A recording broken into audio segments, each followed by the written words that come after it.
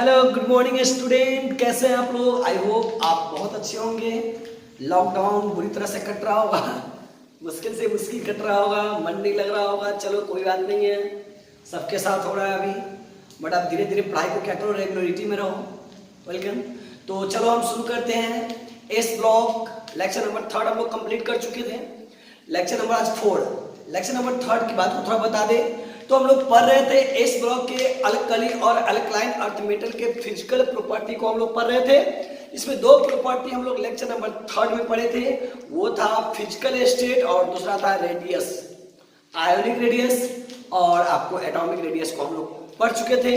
आज अपन लोग क्या पढ़ेंगे, तो आज पढ़ने वाले हैं ionization energy, hydration energy, valency, metallic character, melting point, boiling point और डेंसिटी को पढ़ने वाले हैं। तो लेट्स गो, शुरू करते हैं बहुत जल्दी। Lecture number 4 S block. तो एस ब्लॉक पढ़ रहे थे। लेक्चर क्या था, 4 था। पढ़ क्या रहे थे, physical property of alkali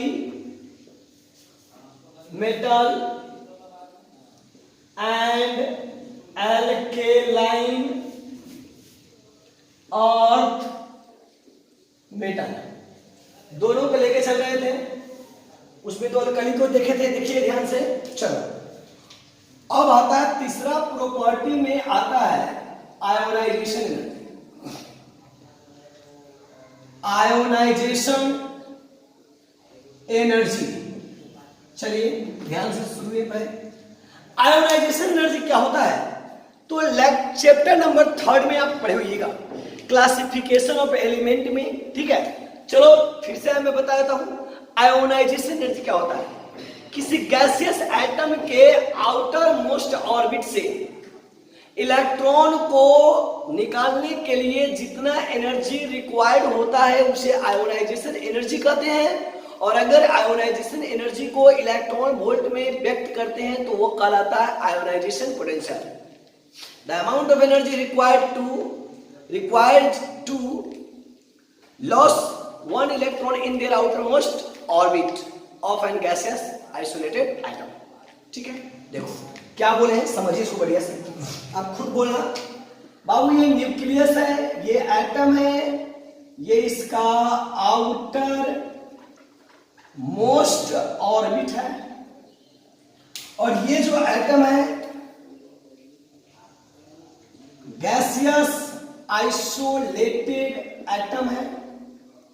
atom का वह फॉर्म जहां से इलेक्ट्रॉन लॉस और इलेक्ट्रॉन गेन होता है वही फॉर्म कहलाता है गैसियस आइसोलेटेड एटम।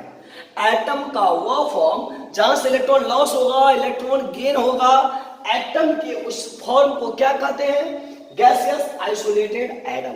ठीक है, ये आउटर मोस्ट ऑर्बिट है और ये हो गया आपको न्यूक्लियस। ठीक है, और ये है इलेक्ट्रॉन। यहां सुनो, तो इस इलेक्ट्रॉन को लॉस कराते हैं, ये है इनफाइनाइट ऑर्बिट, इनफाइनाइट ऑर्बिट। ठीक है, तो ये इलेक्ट्रॉन यहां से निकालने के लिए एनर्जी रिक्वायर्ड चाहिए। एनर्जी क्या चाहिए, required, and this is the ionization energy. किसी गैसियस आइसोलेटेड एटम के आउटर मोस्ट ऑर्बिट से इलेक्ट्रॉन को इनफाइनाइट ऑर्बिट तक ले जाने के लिए जितना एनर्जी रिक्वायर्ड होता है वो एनर्जी क्या कहलाता है, आयोनाइजेशन एनर्जी। ठीक है, ध्यान सुनो। तो सबसे पहला बात आपको आज पढ़ना है आयोनाइजेशन एनर्जी। ध्यान सुनो, सिंपल बात समझिए आप एक शब्द में। जैसे अगर इलेक्ट्रॉन को लॉस करना है, ठीक है, इलेक्ट्रॉन निकालना है ना, तो बताओ एनर्जी कहां ज्यादा लगेगा, कहां कम लगेगा, सिंपल बात है। तो जैसे जैसे अगर हम साइज बढ़ाएंगे, ध्यान सुनो, साइज क्या होगा, इंक्रीज करेगा। तो जैसे ही साइज इंक्रीज करेगा तो न्यूक्लियस का प्रभाव इलेक्ट्रॉन पर क्या होगा, कम पड़ना शुरू हो जाएगा, आसानी से इलेक्ट्रॉन निकल जाएगा। आई मीन एनर्जी क्या हो जाएगा, कम लगेगा। नहीं, अब देखो ना, ध्यान से सुनो यार। अब एक छोटा सा लॉजिक है, न्यूक्लियस है, आप सेल बढ़ाते रहो, इलेक्ट्रॉन यहां आ गया, इलेक्ट्रॉन यहां चला गया, तो दूरी तो बढ़ गई, यहाँ दूरी कम है, यहाँ दूरी ज्यादा, तो यहाँ पे अट्रैक्शन क्या ज्यादा है, तो इस इलेक्ट्रॉन को निकालने की एनर्जी क्या चाहिए, ज्यादा चाहिए। बट यहाँ इलेक्ट्रॉन आ गया तो इस इलेक्ट्रॉन को निकालने के लिए एनर्जी क्या कम, क्योंकि यहाँ प्लस यहाँ माइनस, दूरी बढ़ गई, दूरी बढ़ने के कारण अट्रैक्शन फोर्स क्या हो गया, घट गया, और अट्रैक्शन फोर्स घटेगा तो यहाँ हल्का एनर्जी देंगे तो इलेक्ट्रॉन क्या हो जाएगा, बाहर निकल।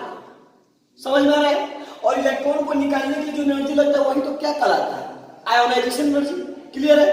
तो भैया यहाँ दूरी कम है, यहाँ दूरी क्या है, ज्यादा है, यहाँ एनर्जी दूरी कम है तो प्लस माइनस दोनों क्या होगा, अट्रैक्शन ज्यादा होगा, तो यहाँ पे एनर्जी क्या ज्यादा है, यहाँ दूरी ज्यादा है तो एनर्जी क्या है, कम है।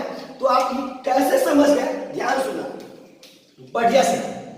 तो आप इस डायग्राम से ये कंक्लूजन निकाले हो कि आयोनाइजेशन एनर्जी जो होता है डायरेक्टली होता है फोर्स ऑफ अट्रैक्शन। समझिए बात, फोर्स ऑफ अट्रैक्शन, क्योंकि जितना ज्यादा फोर्स होगा, अब इस दोनों के बीच में फोर्स क्या है, ज्यादा है, प्लस माइनस दोनों के बीच में दूरी कम है, फोर्स क्या है, ज्यादा है, फोर्स ज्यादा है तो इलेक्ट्रॉन जल्दी निकलेगा नहीं। तो जैसे जैसे फोर्स बढ़ेगा आयोनाइजेशन एनर्जी बढ़ेगा। तो ये कॉन्सेप्ट लगाएंगे इन पीरियड में, कहां लगाएंगे, पीरियड में। इसको पीरियड, इसको क्या बोलते हैं, बोलो कोई दिक्कत है, चलो इसको क्या बोलते हैं, इस साइड को पीरियड, इसको क्या बोलेंगे, ग्रुप। ठीक है, चलो अब आयोनाइजेशन एनर्जी होता है इनवर्स होता है 1 बाय साइज, इसको बोलेंगे इन ग्रुप। कहां बोलेंगे, ग्रुप में। एक एक वर्ड को चर्चा कीजिए। अब ये दोनों वर्ड क्यों बोले, जैसे जैसे सेल बढ़ रहा है, सेल बढ़ रहा है, KLMN सेल बढ़ रहा है, ठीक है गाइस, सेल बढ़ रहा है, दूरी बढ़ रहा है, दूरी बढ़ेगा, फोर्स घटेगा, एनर्जी भी क्या होगा, घट जाएगा, कोई दिक्कत नहीं है।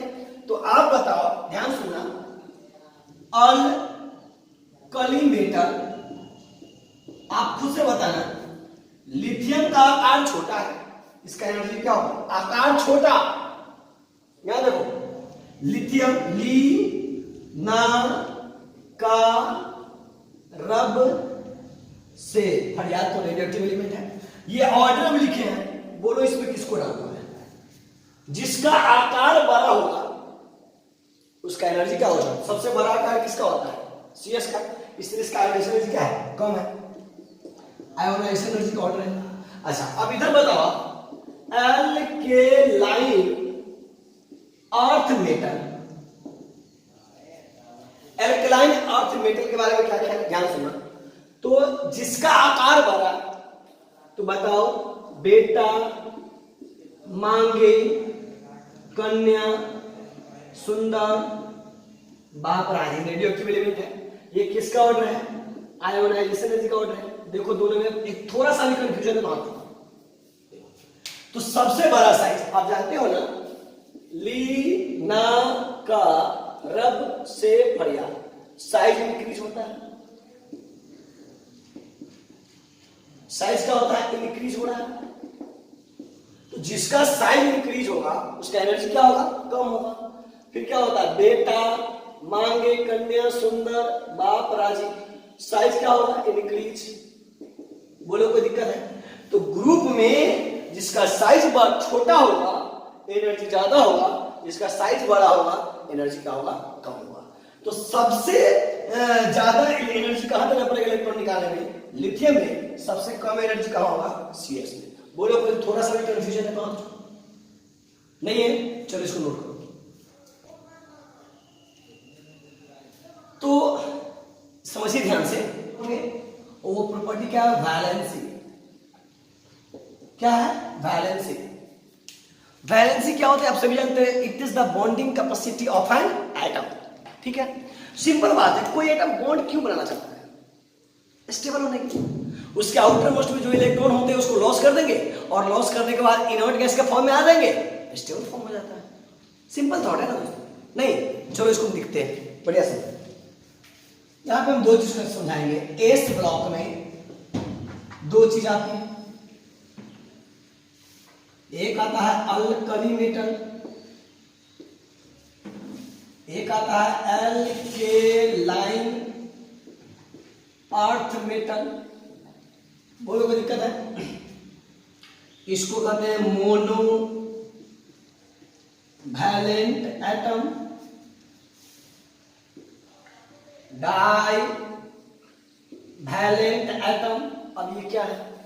मोनो मतलब एक, वैलेंट मतलब वैलेंसी। इसका मतलब इसका जो वैलेंसी होगा 1 इस ग्रुप के, और इस ग्रुप की जो वैलेंसी होगा वो होगा 2। इसको समझिए बढ़िया से। अल्कली मेटल को मोनो वैलेंट एटम, मोनो एक वैलेंट वैलेंसी एटम, एक एटम का वैलेंसी, इसका मतलब पूरे अल्कली मेटल का जो वैलेंसी होता है वो 1 होता है। Alkaline earth metal lecture number 1, 2 में देखिए, इस डाइवैलेंट, इसका मतलब इसका वैलेंसी क्या है? 2 है। अब देखते हैं क्यों ऐसा बोले हम, ध्यान सुनिए। लिथियम ले लिए 1s2 2s1। अब देखो ये एक इलेक्ट्रॉन क्या करेगा? लॉस। जैसे ही एक इलेक्ट्रॉन लॉस करेगा, ठीक है ना, तो ये आ जाएगा Li प्लस के फॉर्म में, और जैसे ही Li प्लस फॉर्म में आएगा तो ये हो जाएगा 1s2, और ये इनर्ट गैस के बराबर आ गया, स्टेबल फॉर्म हो गया। एक इलेक्ट्रॉन था, एक्साइटेड हुआ, एक इलेक्ट्रॉन खत्म हो गया, इसका मतलब लिथियम की वैलेंसी कितना होगा? 1, क्योंकि ये एक इलेक्ट्रॉन को लॉस करके क्या हो रहा है? स्टेबल फॉर्म में आ रहा है। अब यहां देखो सोडियम, देखो तो बोर्ड दिखाई दे रहा है, सोडियम, सोडियम देखिए 1s2 2s2 2p6 3s1। अब बताओ ये कितना लॉस करके स्टेबल हो सकता है? तो यहां तक तो नियोन है, इनर्ट गैस, ये एक इलेक्ट्रॉन को क्या करेगा? लॉस करेगा, और जैसे ही लॉस करेगा तो इसका वैलेंसी क्या हो जाएगा? 1, क्योंकि एक इलेक्ट्रॉन लॉस कर करके ये क्या हो गया? स्टेबल हो गया है। तो इस पर कितना चार्ज है? 1, वैलेंसी 1, वैलेंसी क्या हो गया? 1। तो अल्कली मेटल क्या करता है? एक इलेक्ट्रॉन लॉस करके वो इनर्ट गैस के फॉर्म में आता है, और आपको पता होना चाहिए बाबू, इनर्ट गैस क्या होते हैं? स्टेबल होते हैं। तो अल्कली मेटल कितना इलेक्ट्रॉन का लॉस कर करके स्टेबल हो सकता है? एक। तो एक इलेक्ट्रॉन लॉस कर रहा है, इसलिए उसका वैलेंसी 1 हो गया। 2 इलेक्ट्रॉन लॉस करके स्टेबल हो रहा है, इसलिए उसका वैलेंसी 2 हो गया। चलो यहां बात करते हैं बेरिलियम की, 1s2 2s2। अब बताओ ये कितना लॉस करके स्टेबल हो जाएगा? इनर्ट गैस, ये हीलियम हो गया स्टेबल फॉर्म, और कितना ज्यादा है? 2, तो ये 2 लॉस कर देगा, और 2 लॉस करेगा तो क्या हो जाएगा? Be++ होगा। तो बेरिलियम 2 इलेक्ट्रॉन का लॉस करके क्या हो गया? स्टेबल हो गया, ठीक है। इसका वैलेंसी कितना हो गया? 2, क्योंकि सिंपल बात है, इट इज द वैलेंसी क्या है? It is the bonding capacity of an atom. तो बॉन्ड को तभी बनाएगा स्टेबल होने के लिए। तो ये कितना लॉस करके स्टेबल हो सकता है? 2, इसलिए इसका वैलेंसी कितना हो गया? 2। चलो बात करते हैं मैग्नीशियम की, 12 1s2 2s2 2p6 3s2। अब बताओ ये तो नियोन है दोस्त, ये कितना लॉस करके स्टेबल हो जाएगा? तो भैया 2 इलेक्ट्रॉन, तो 2 इलेक्ट्रॉन लॉस करेगा तो क्या हो जाएगा? Mg+2। अब ये 2 इलेक्ट्रॉन मैग्नीशियम लॉस करके क्या होगा? स्टेबल हो जाएगा। समझ में आ रहा है? तो आउटर मोस्ट इलेक्ट्रॉन को क्या करें? इसका बैलेंस ले, बैलेंसिंग। आउटर मोस्ट में 1 इलेक्ट्रॉन है, इसके आउटर मोस्ट में 2 इलेक्ट्रॉन है। ये 1 इलेक्ट्रॉन लॉस करके स्टेबल हो गया, ये 2 इलेक्ट्रॉन लॉस करके क्या हो गया? स्टेबल हो गया, इसलिए इसका बैलेंसी 1 है, इसका बैलेंसी क्या है? 2 है। बोलो कोई दिक्कत है? कोई कंफ्यूजन है? नहीं। चलिए इसको नोट कीजिए, पॉज कीजिए। तो वैलेंसी में बोलो दोस्त किसी प्रकार का कोई कंफ्यूजन है? नहीं। चलो अब हम चलते हैं दोस्त, तीसरा कितना हो गया? 3 4 5 6 प्रॉपर्टी। अब आते हैं metallic character. Metallic character, metallic Hindi का होता है धात्विक, कैरेक्टर मतलब गुण, धात्विक गुण। सिंपल बात, मेटालिक, मेटल का कैरेक्टर। हेलो गाइस, मेटल का कैरेक्टर क्या होता है यार? हद है। मेटल का काम क्या है? Loss of electron. तो मेटालिक कैरेक्टर मींस क्या होते हैं? Loss of electron. क्लियर हो पहले? मेटालिक कैरेक्टर, तो पहले बात क्या होता है? मेटालिक कैरेक्टर मींस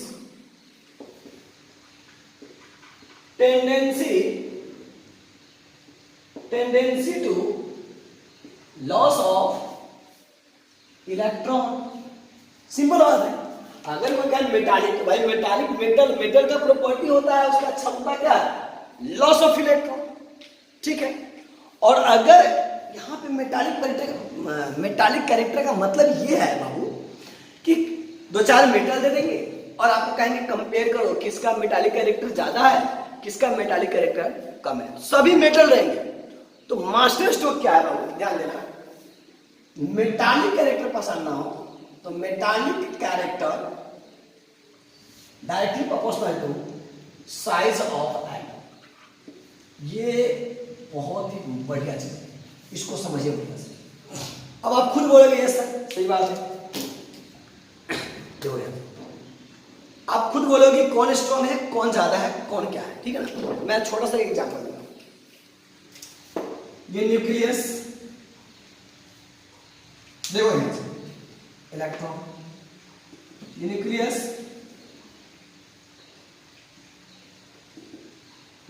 इलेक्ट्रॉन, ध्यान दोनों पे ध्यान। यहां दूरी क्या है, कम है, तो न्यूक्लियस का पकड़ यहां क्या है, ज्यादा है। यहां दूरी क्या है, ज्यादा है,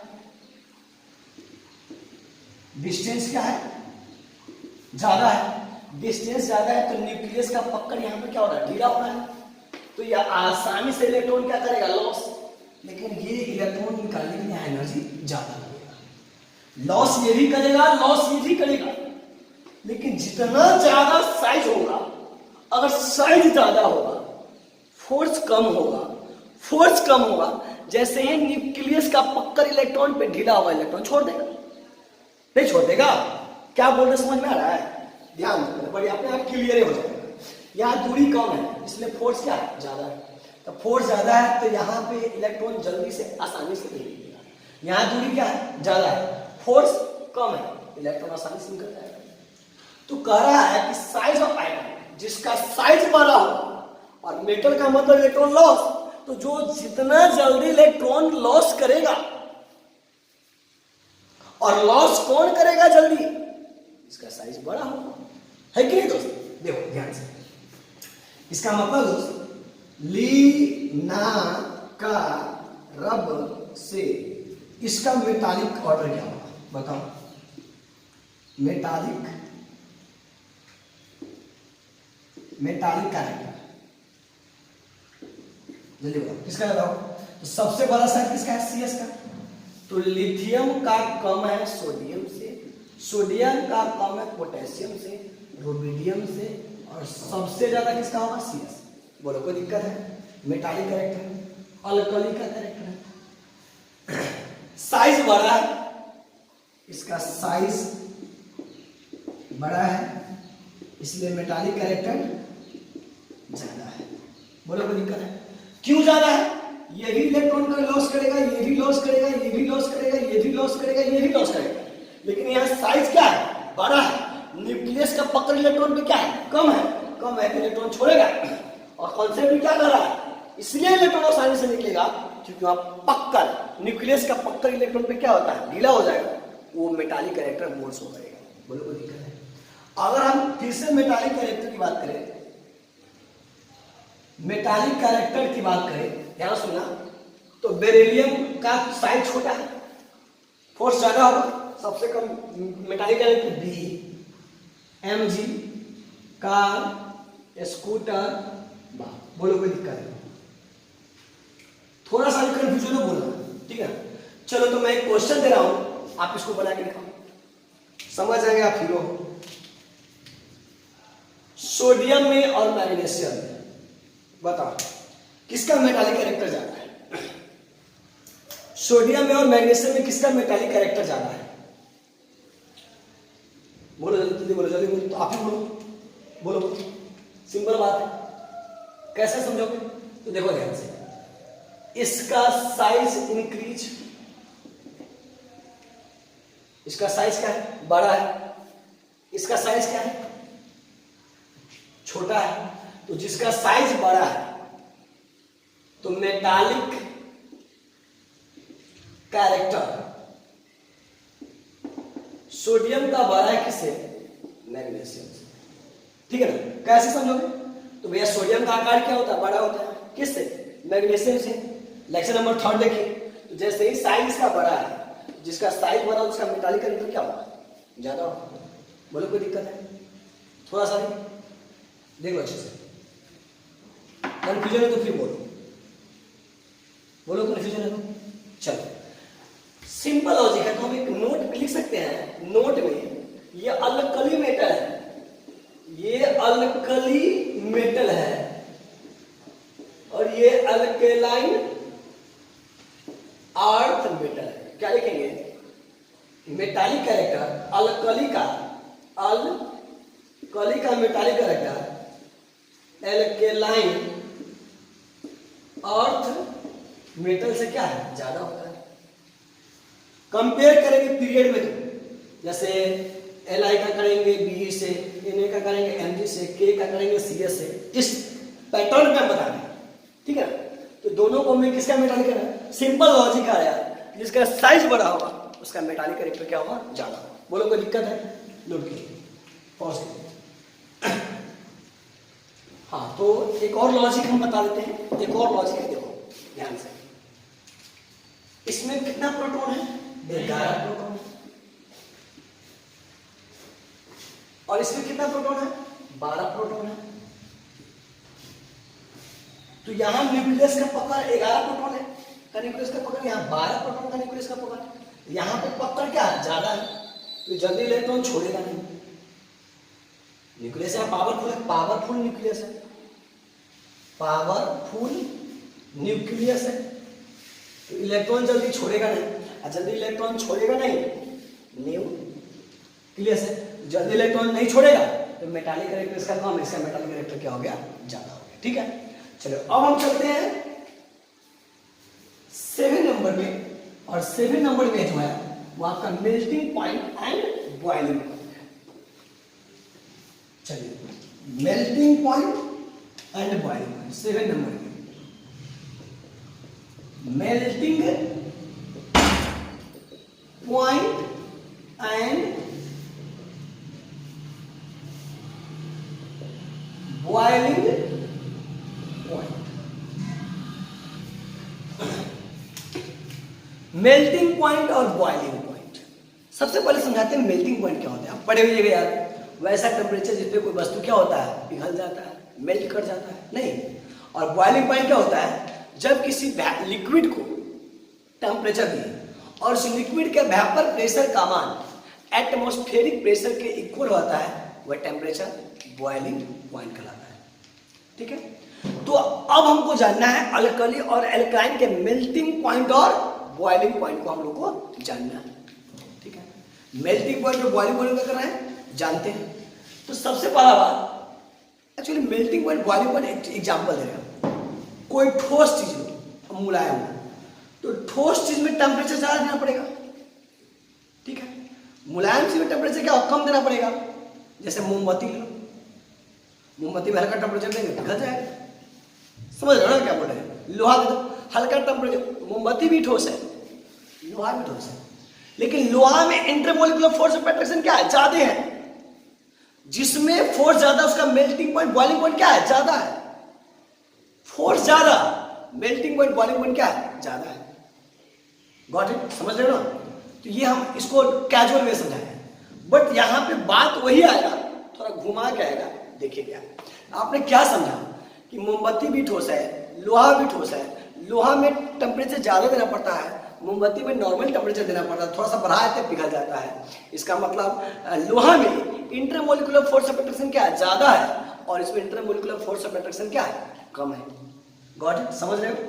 तो वही बात आपने क्या देखा कि फोर्स ज्यादा होगा, मेल्टिंग पॉइंट बॉइलिंग पॉइंट क्या होगा? ज्यादा होगा। अब उसी बात को यहां पर देखो मैं कैसे एक्सप्लेन कर रहा हूं। मेल्टिंग पॉइंट बॉइलिंग पॉइंट समझना ध्यान से।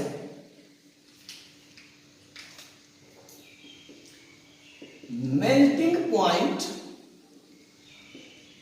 एंड बॉइलिंग पॉइंट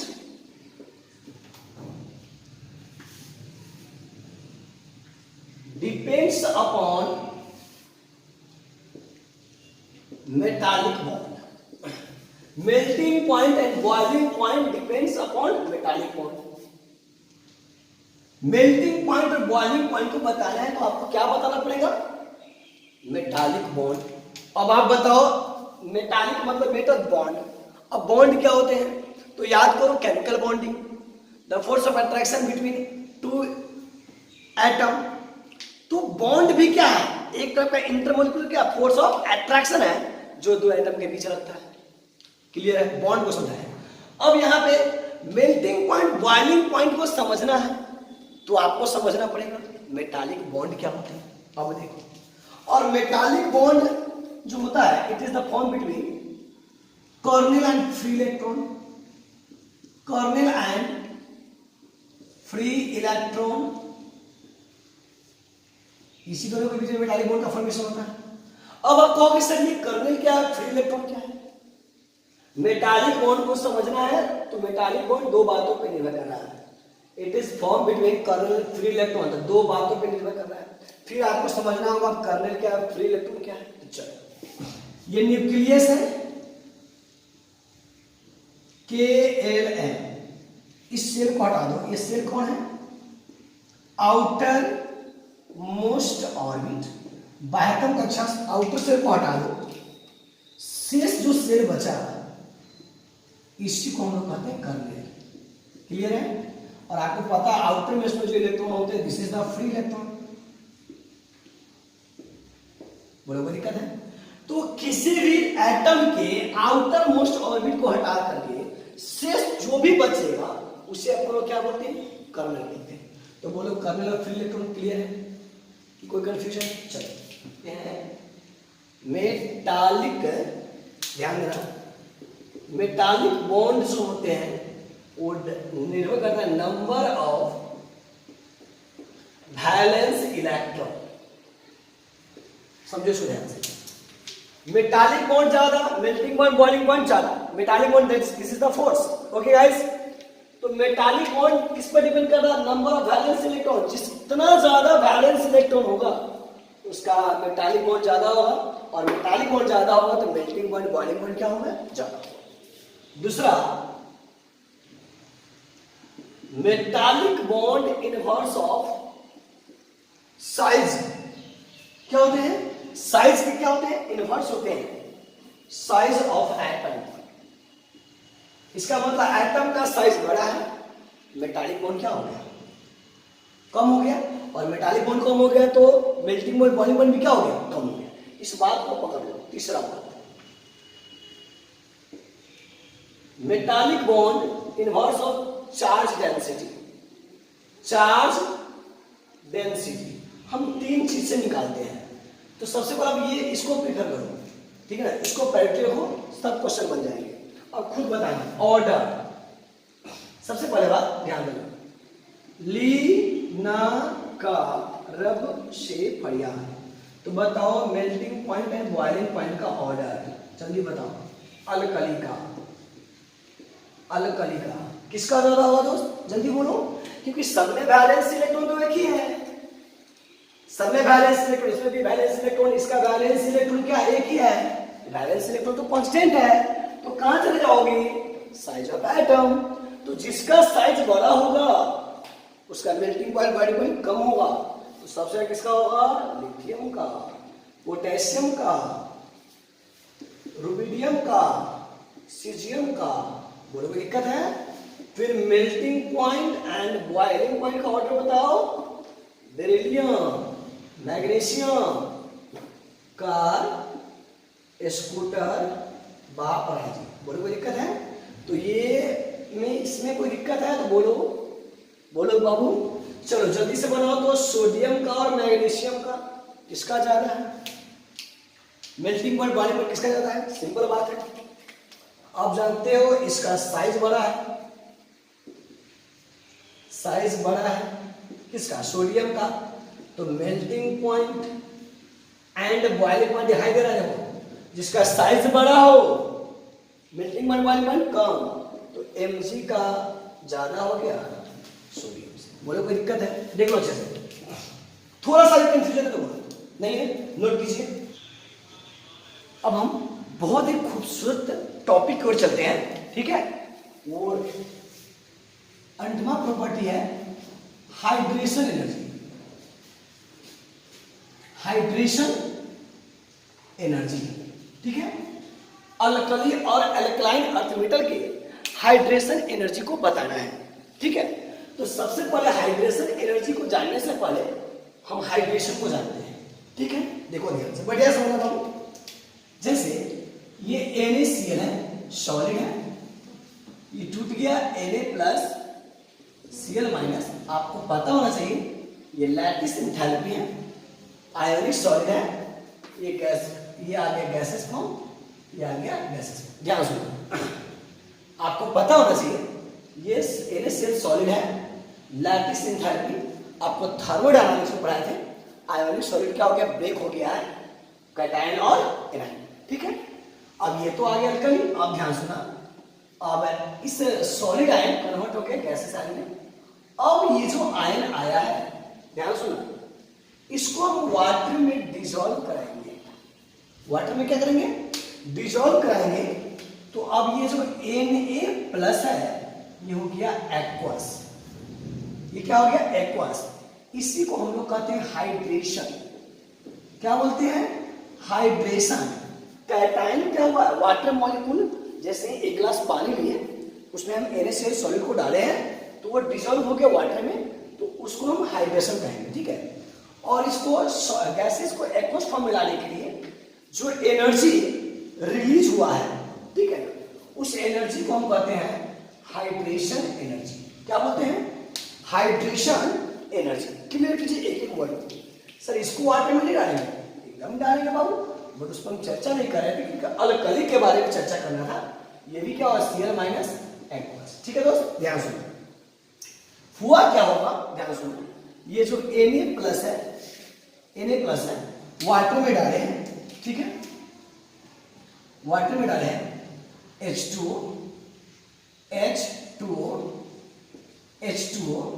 चारों तरफ से H2 है,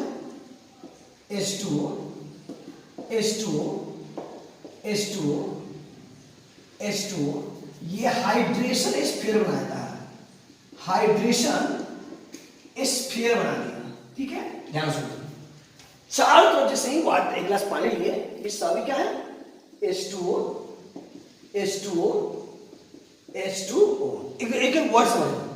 अब ये कैसे अट्रैक्ट हुआ, इसको पहले समझ लो। Na+, ठीक है, वाटर मॉलिक्यूल स्ट्रक्चर हो गया, आपको पता ही है मोर इलेक्ट्रोनेगेटिविटी है, ये इसको अटैक करेगा, इसको बोलते हैं आयन। ध्यान सुनना, इसको बोलते हैं ion dipole interaction, ion dipole interaction. जैसे ही वाटर मॉलिक्यूल के अंदर में Na+ आया है, ठीक है, हाइड्रेशन हो गया, और इसके बनने में एनर्जी क्या हो रहा है, रिलीज हो रहा है। ठीक है, जो रिलीज हो रहा है वो एनर्जी क्या कहलाएगा, हाइड्रेशन एनर्जी कहलाएगा। बोलो कोई दिक्कत है, गैसेस सिस्टम। आप देखो यहाँ क्लियर करो, Na+ आयन है, इसको वाटर में डाल दिया, वाटर में डालने के क्या होता है, उस एनर्जी क्या हो रहा है, रिलीज हो रहा है, और वह एनर्जी, रिलीज एनर्जी क्या कहलाएगा, हाइड्रेशन एनर्जी। तो बोलो हाइड्रेशन एनर्जी कोई दिक्कत है। अब एक बात, ये चारों तरफ वाटर मॉलिक्यूल से आयन को क्या करता है, घेर लिया। ये बाबू आपको पता नहीं, ये इलेक्ट्रॉन नेगेटिविटी एटम है, ये प्लस माइनस दोनों के बीच में क्या होगा, इंटरैक्शन होगा, दोनों के बीच में क्या होगा, इंटरैक्शन होता है। इंटरैक्शन मतलब आकर्षित हो जाएगा। ठीक है, और इंटरैक्शन होने के कारण वाटर मॉलिक्यूल जो अब चारों तरफ, इसके चारों तरफ वाटर मॉलिक्यूल क्या होता है, फैल जाता है, और फैलने के कारण ये क्या करता है, हाइड्रेशन स्फीयर बना देता है, और इसके बनने में जो एनर्जी रिलीज हो रहा है, ठीक है ना, वाटर मॉलिक्यूल को जोड़ोगे तो एनर्जी क्या होगा, रिलीज होगा, और वो एनर्जी क्या कहलाता है, हाइड्रेशन एनर्जी। बोलो यहाँ तक कोई दिक्कत है। चलो अब समझो ध्यान से, अब अगर इसके साइज को हम बढ़ाएंगे, साइज को क्या करेंगे, बढ़ाएंगे, तो वाटर का लेवल तो घट जाएगा। इसका मतलब क्या हुआ, आप जानिए, यहां पर बहुत बढ़िया बात आया है, हाइड्रेशन एनर्जी इनवर्स होता है size of anion. Anion cation भी कर सकते हैं, साइज ऑफ कैटायन, कैटायन। इस बात को आप समझ लो बढ़िया से। ठीक है, अब खुद बताओगे, ली ना का रब से फरियाद। अब बताओ, ये भी कैटायन है, कैटायन है, कैटायन है, कैटायन है, कैटायन है, कैटायन है, लेकिन साइज क्या हो रहा है, साइज ऑफ कैटायन इंक्रीज हो रहा है, ऊपर से नीचे सभी तो कैटायन है ना, इसको क्या बोलते हो प्लस वाली कैटायन बोलते हो। तो ऊपर से नीचे आने पर साइज ऑफ कैटायन क्या हो रहा है, इंक्रीज हो रहा है, और जिसका साइज ज्यादा होगा उसका हाइड्रेशन एनर्जी क्या होगा, कम होगा। तो बताओ सबसे ज्यादा हाइड्रेशन एनर्जी किसके पास है, तो हाइड्रेशन एनर्जी का ऑर्डर क्या होगा, Na प्लस का ज्यादा है किससे, Na प्लस से, Na प्लस का ज्यादा है K प्लस से, K प्लस का ज्यादा है Rb प्लस से, Rb प्लस का ज्यादा है कैल्शियम तो रेडियोएक्टिविटी में। बोलो कोई दिक्कत है, बोलो दोस्त कोई दिक्कत है। अगर अल्कलाइन का भी बात करें तो सेम मूव करोगे, बेटा मांगे कार स्कूटर बाप राजी, ठीक है। अब कैसे मूव करोगे, बेटा मांगे कार स्कूटर बाप राजी, +2 +2 +2 +2 +2 +2।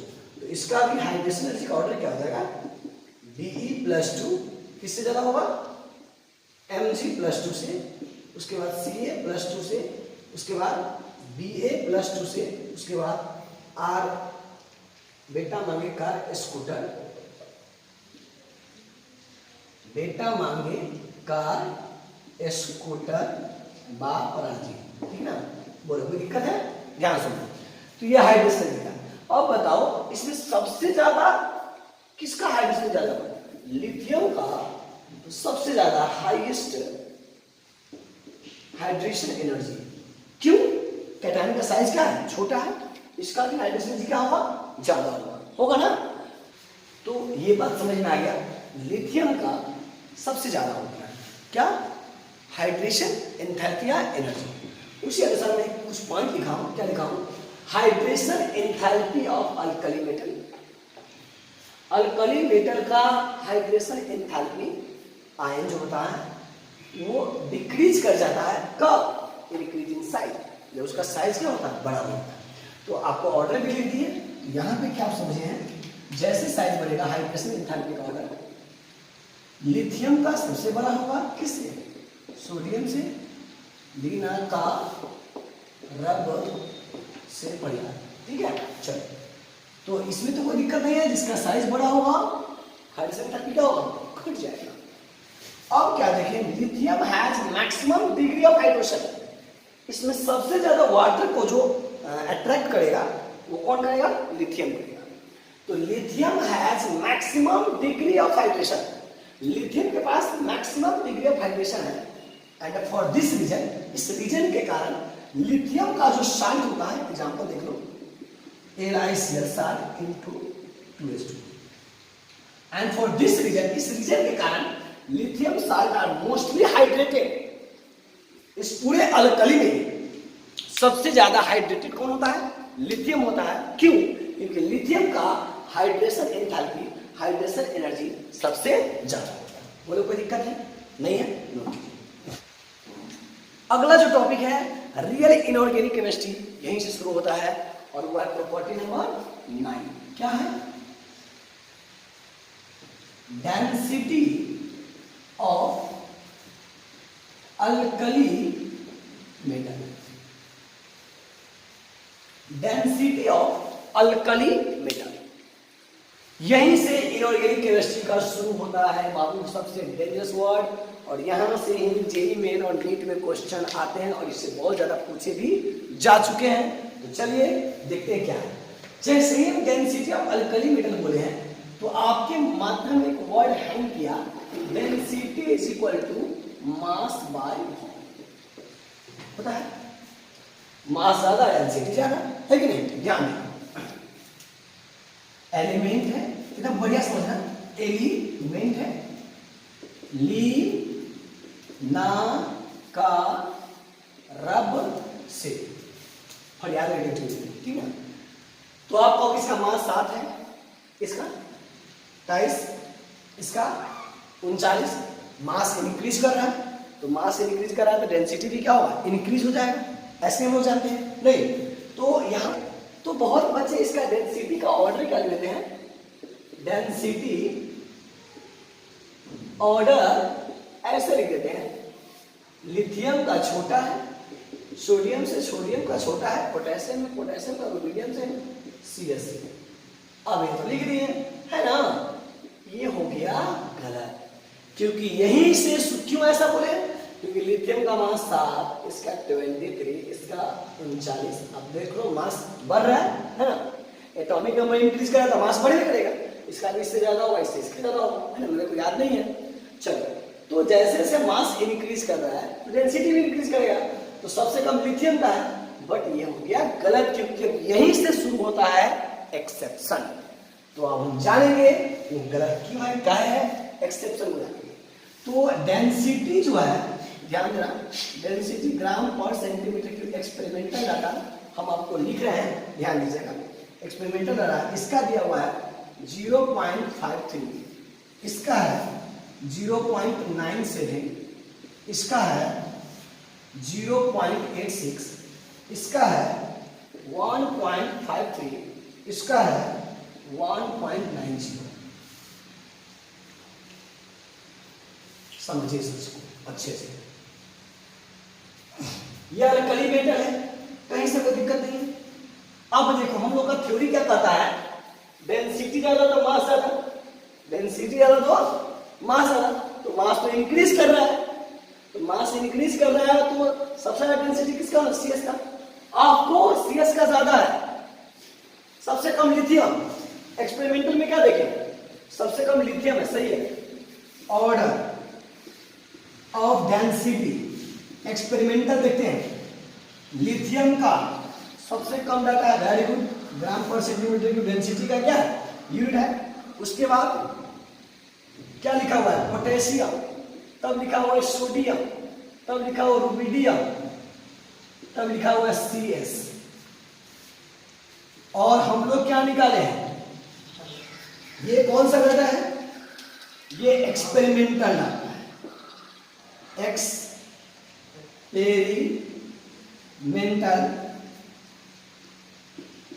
मेंटल डाटा है, ओके। इसको हम कहेंगे एक्सेप्शन, क्या बोलेंगे, एक्सेप्शन बोलेंगे।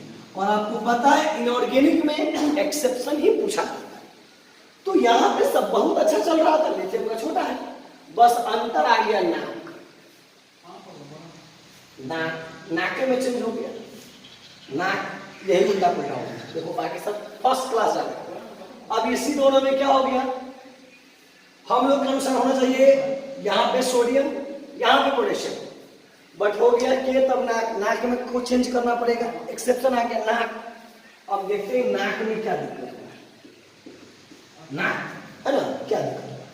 तो सबसे बड़ा बात, इसको तो आपको याद रखना पड़ेगा। अब मैटर आता है ये एक्सेप्शन कैसे हो। आप एक्सेप्शन बहुत अच्छे स्टूडेंट हो, अगर आप कहो तो हम इसको टाइम देते हैं, आप सोच के आओ, ऑप्शन नहीं होगा इसका आंसर, ये एक्सेप्शन कैसे हो, ठीक है। चलो मैं इसको प्रूव करके दिखाता हूं। आओ मैं क्या समझ, एक एक वर्ड समझो। देखो, ली ना का, एक एक वर्ड अच्छा समझिएगा, फिर आपको अपने आप क्लियर हो जाएगा।